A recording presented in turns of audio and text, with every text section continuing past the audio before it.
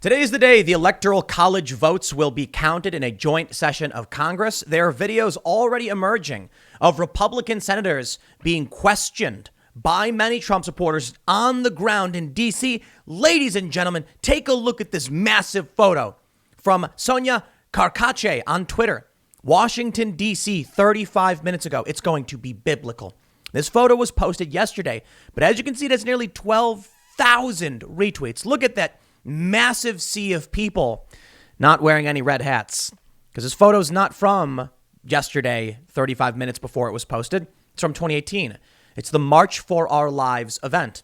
What you are seeing in this photo that's often used by many people claiming it's a Trump rally or a Trump event, it happens a lot, are leftists marching to have guns banned in a variety of ways. I remember when this went down. I'm pretty sure I was there. And I did a video about it. I was interviewing people. I saw several people holding up signs saying ban assault rifles. And so I asked them, were they aware that assault rifles are already banned? And most of them didn't know that. Thus, you have the low information voter. Now I want to show you what it actually looks like. In a tweet from Ian Miles Chong, he says, this is MAGA. It's actually impressively large. And you can see the full photo doesn't cover the entirety of the crowd. A lot of people. Nowhere near as large as March for Our Lives or the Women's March. Now, the Women's March, I believe, had like 3 or so million people. There were so many. The city was like almost shut down. You couldn't even cross certain roads. It was massive how many people were there. Trump could not, so far it seems, muster the same support the left can. Now, there's obvious reasons. The Eastern Seaboard is very blue. It's relatively easy for Democrat voters, activists, and leftists to get to D.C. from their cities. You could be from D.C. proper, very blue. You could be from Baltimore area, very blue. And you can be from, south of D.C., Virginia, and you go up, and it's all very Democrat. So it's relatively easy to get these people out. The question, I suppose, is that I asked the other day that matters. The question that matters, I suppose, is that do Trump supporters have the willpower or, the anger and the frustration and the demand that would actually bring them from across the country in various states to centralize in Washington, D.C.? I think the answer is no. I said I thought the answer was no last time, and I'm not saying that to disparage or disrespect those that did come out, but let's face it, D.C. is surrounded by Democrats, and it's much easier for them to get the people they need to protest. And more importantly, that's a disadvantage that Trump supporters are at. But you also have the real and very clear threat of violence that I'm sure a lot of Trump supporters couldn't handle. So we're actually booked, and we've done a speed test to go down to do the show tonight from D.C. But there are some serious issues. There are 2 very serious issues. The first, COVID restrictions. This sprang up at the last minute from the city, locking things down. And so now I have to make some logistical phone calls about who can actually get in the building because we don't live in D.C. and we very well may be barred. I don't think that will be the case, but there are some concerns about streets being closed off by the National Guard and you needing some kind of ID to get in. So this is something we have to, this is going to be an issue that we're going to have to overcome, but we have an amazing location that I don't want to give up too much information for where it is, but it's got a view of the event. So it should be pretty amazing. And it's going to be, probably later tonight, we'll see how things go down. But the other serious concern is safety and security. Listen, I'm not concerned about myself. To a certain degree, I'm concerned about myself, right? Pro-Trump protesters clash with D.C. police on eve of Trump rally. Now, that was crazy. But the bigger story we're seeing right now is from the Daily Mail. Trump urges Pompeo to classify Antifa as a terrorist group to stop members from entering America. And part of this story has to do with Trump probably on the way out, trying to have some impact before he goes. But one of the issues with D.C. is that Antifa has already made several threats. I didn't say Antifa, but various Antifa-affiliated groups have made threats.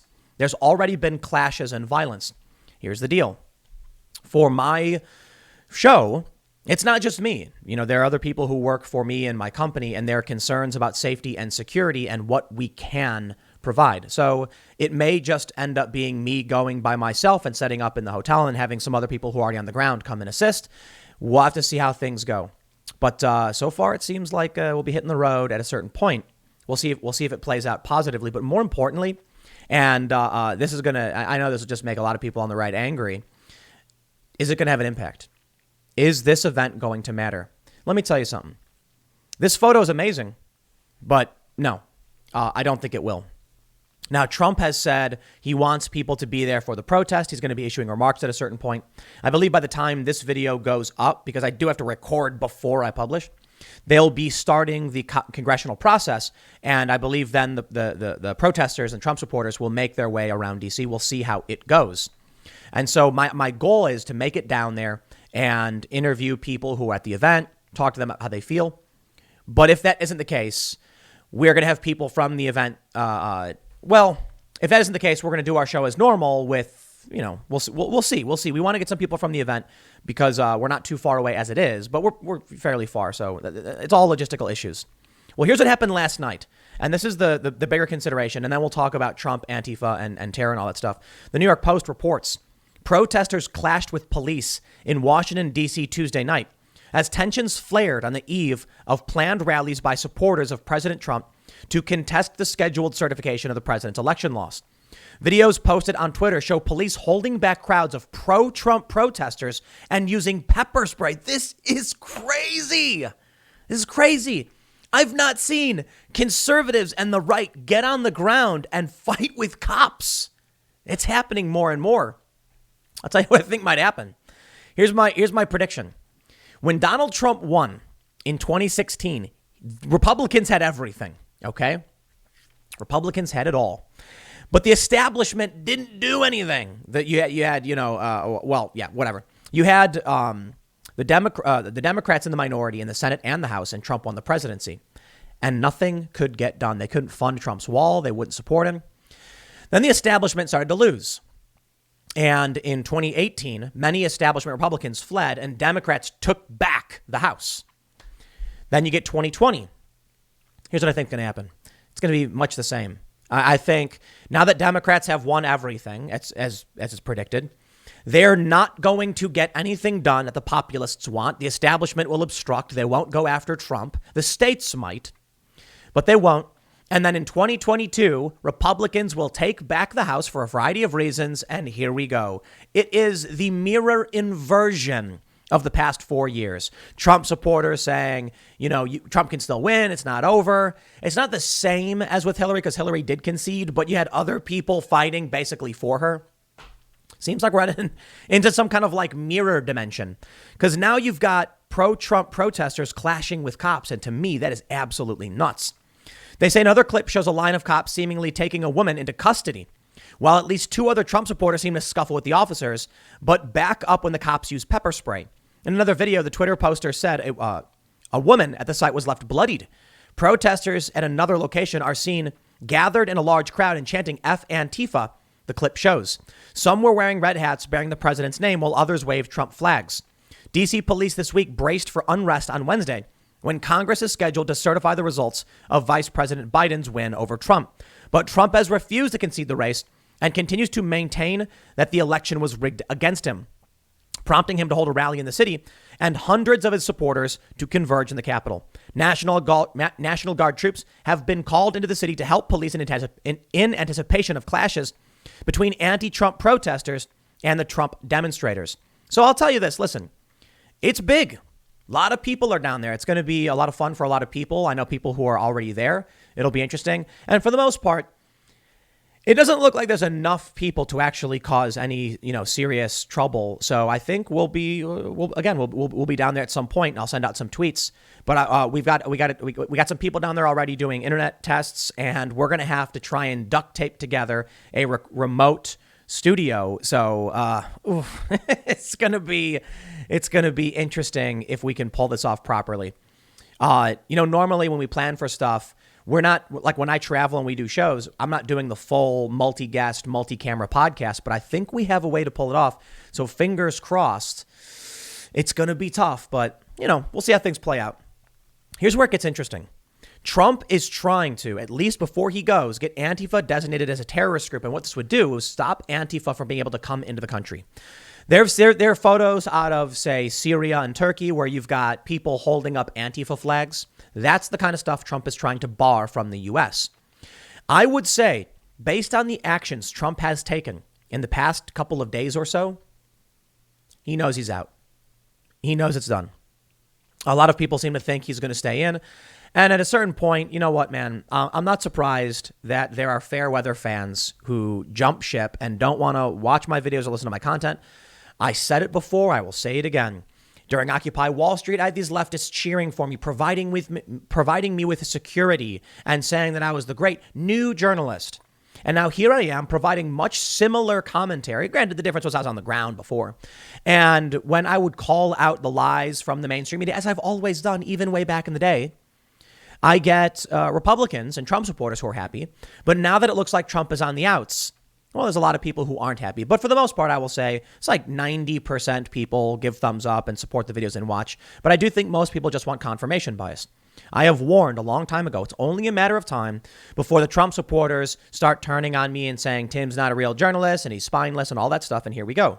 The reality is Donald Trump doesn't have the political support to do anything. You want to talk about winning? You want to talk about the election? It doesn't matter what they claim Trump can or can't do. It doesn't matter what they claim Republican senators can or can't do. It matters if people just say, we don't care, we support the president. But you're seeing these videos where you've got a Republican saying things like, my oath is to the Constitution and I'm not going to support the president. You've got Mitch McConnell telling people not to support the president, blocking the $2,000 stimulus, burning it to the ground. I wouldn't be surprised if Mitch McConnell sabotaged it on purpose to hurt Trump one last time. Now, on the way out, Trump wants to take care of some of this Antifa stuff. They say Donald Trump has ordered Mike Pompeo to consider classifying Antifa as a terrorist group to prevent its members from entering the country.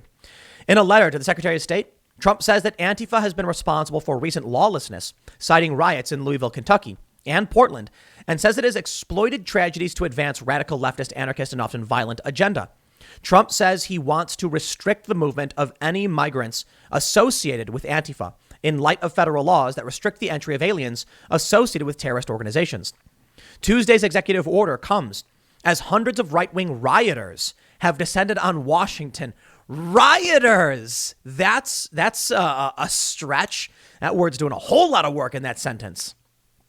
They say, ahead of the Congress voting to affirm Joe Biden, last night Trump took to Twitter to boast about the crowds of his supporters arriving in the Capitol as they chanted F Antifa during clashes with counter-protesters and the police. Murdoch-owned papers, Fox News, for instance, they have turned on the president, and they are leaving him out to dry.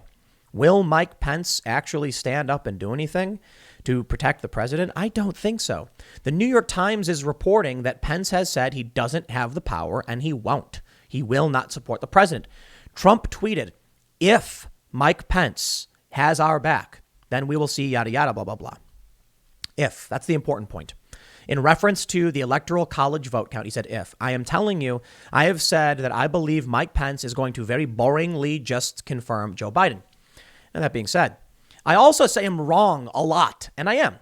You know, it's really funny how people come to this channel on the left and they try and pretend like I've ever claimed to be Nostradamus. Well, actually, yeah, Nostradamus, even though I'm not sure he was right at all anyway. The point is, when I say here's something I think is going to happen, I'm not saying it because I can see the future. I have a tendency, in my opinion, to get certain things right. A tendency. And that means I get a lot and like seriously large amount wrong. You know, for the longest time, I was saying that I thought Democrats were going to win in Georgia because Trump wasn't on the ballot. And then just a week before, I saw the polls and I thought, well, I don't know. The polls are looking good because the Republicans only need one seat. And then I made the mistake of changing my mind and thinking like, I guess they're probably going to win, you know, and it'll be boring. Well, can't say it'll be too boring because now Democrats have control of everything. The Republicans are apparently the rioters. Trump supporters are clashing with police, which is just crazy. It's something I've never seen. It's nuts. And Trump is on the outs. So there's a lot of things that I did not see coming. I didn't see it. And it'll be really interesting to see how all of this plays out more interestingly and how this plays out in 2022 and then into 2024. A lot of people are saying with, Antifa getting protected by police, the Democrats controlling all the cultural institutions. Some have said Republicans will never win again because the Democrats will rig the system. They'll make Guam, Puerto Rico, and D.C. states, adding 6 senators. Republicans will never win. No, Republicans will win, but it'll be because Republicans become Democrats and then Democrats go far left. That's what'll happen. I don't think there's any legitimate path forward for the current iteration of American classical liberalism. All right. And so what that means basically is life, liberty, pursuit of happiness. As far as I can tell, we now have a government, the federal government, controlled by Democrats, and that's the party of there not being a constitution. It's true. The New Republic ran an article from leftists saying get rid of the written constitution. In New York, California, Michigan, Illinois, the Constitution is toilet paper. In Washington, D.C., for a lot of reasons, the Constitution's fairly toilet paper as well. Some of the harshest gun laws in the country. So you have to ask that question. Does the Constitution matter? Or as they said in that Texas lawsuit, is it just a piece of parchment hanging in the National Archives? With Democrats taking over, I think it shows that the American people do not care about the Constitution. Sorry, I'm not saying every single person, but at least a majority, unless, of course, you're somebody who believes it's a lie and it's all fraud. But let me just tell you, operating off of just the raw numbers we see, regardless of what you think about fraud, it's a fact. A lot of people in this country don't care for the Constitution and find it to be meaningless. Now, I'll tell you something. There are places in this country where it is insanely easy to get guns, like insanely easy, like literally walk in and get a gun. You still got to do a background check, but that could take 15 to 20 minutes depending on who you are. Some people get put on, delay lists and then investigations ensue and then they release it and you can go buy your gun. But I think about how easy it is. And for a long time, I used to be very moderately liberal on the issue. And, going back to the actual March for Our Lives photo, which is, pretty interesting. All of these people who don't know a whole lot of what they're talking about probably never owned a gun. But I still think there's reasonable things we can do in terms of, buying weapons. But I got to admit, there is something amazing about being able to walk into a store and just buying what you want and not having to worry about it because the Constitution says so. What I'm trying to say is, I don't completely agree with absolutism of the Constitution, but I don't believe I have the moral superiority or authority to determine what the interpretation of the Constitution should be. But when I see, so that's typically why I'll side now, especially with people on 2A arguments about the right to bear arms. You should be able to. That's in the Constitution. Either we support it and we follow it or we don't. But I look at New York. I look at the lockdowns. Joe Biden saying, he's going to follow the scientists and then bringing on Osterholm, who says we need to lock down for 2 years. You got Fauci, you got Bill Gates, lockdown. Oh, no, I'm sorry. Osterholm, I think said 6 weeks of national lockdown. What's bad will be made worse. The M1 money stock is skyrocketing. M2 and M3, for those aren't familiar, just the money supply is being just cranked out like crazy. And what I think is we've got a ruling class in this country that has realized a long time ago, first of all, the right is the real threat. But they also realized a long time ago, you don't want to be Marie Antoinette, okay? So what you got to do is, instead of just saying let them eat cake, you got to say, we will get you cake, I guarantee it. Just wait right here and we'll go into the kitchen and then run out the back door and run away as fast as you can. That's what's happening. The angry individuals are at the door with the pitchfork and they come out and say, you're all right. Thank you so much for fighting. We're going to get you everything. In fact, we got a whole bunch of brioche sitting right here. Let me go get it for all of you. They walk inside, and then while the people with the pitchforks are like, all right, we won, they get in the back, they get in their carriage, and they are gone. That's why we're seeing property values skyrocket in certain areas. That's why you're seeing things like Bitcoin skyrocket. The rich people are taken off before things get crazy. Well, let me say something about these crowds. You take a look at this March for Your Lives, all right? And I would tell you, in my opinion, most of these people probably don't know a whole lot about guns, gun control, gun laws, what is or isn't illegal, and what they really even want. Because when I went down there, most of the people I talked to said we're not for banning guns, like people should be able to buy guns. We're just concerned about people buying full auto rifles and assault rifles. I heard that so much. And I would tell them, you can't buy full auto. That's already illegal. It's been illegal for 70 or 80 years. And they go, oh, really? Yes. And one thing I did was I asked people, would you be in favor of a bill that would ban all semi-automatic weapons, which means like a Glock pistol that police use. And it would require you to only be able to use certain weapons that require single load, and you've got to like bolt action. Most people said, no, I wouldn't support that. But that is a bill that has been proposed in the past, the banning of semi-auto. There's that, I think it was CNN that said fully semi-auto. People don't understand that semi-automatic. I learned this when I was a kid. I guess I had a good dad. He said that means you pull a trigger, and then after the bullet fires, another bullet goes into the chamber. Full auto is when you hold it down and it just sprays up the whole magazine. Most of these people that I talked to, I'm not saying every single one or even most, the ones I talked to, didn't know that. So they come out and they march for things and they're not super familiar with what's going on. But this moves mountains. You get all these people, and that is a ton of collective force. Now we look at the MAGA event. Also very, very massive. And I'll tell you this. When I've gone to these events and talked to these people, they tend to be a little older, and they tend to have a really base understanding of certain issues. To put it this way, if I go up to a Trump supporter in this area and say, what do you think about the Hunter Biden scandal? They'll say, I think that's crazy. You know, that Joe Biden flew on, the plane to China and all that stuff. They'll have a general understanding. But what if I say, name the company that they were negotiating with? They'll say, I don't know about that. Name, Hunter Biden's associates. I'm not sure about their names.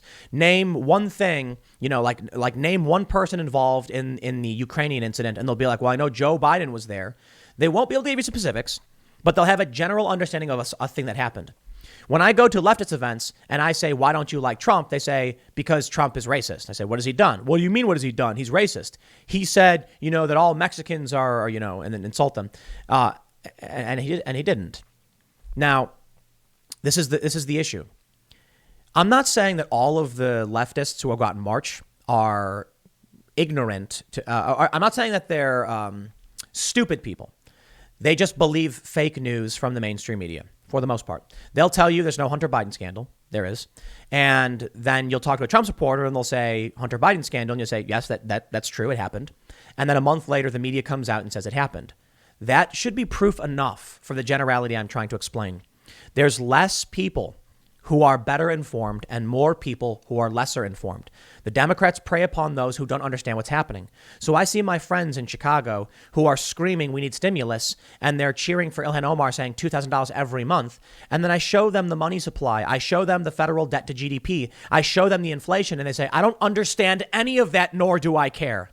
And I'm like, okay, listen, working class people have been destroyed. So be it. The Democrats get that vote. In Georgia, the Democrats win. Why? They offered $2,000. We'll see what happens with this event. A lot of people in D.C., not enough people in D.C. So we'll see. I'll leave it there.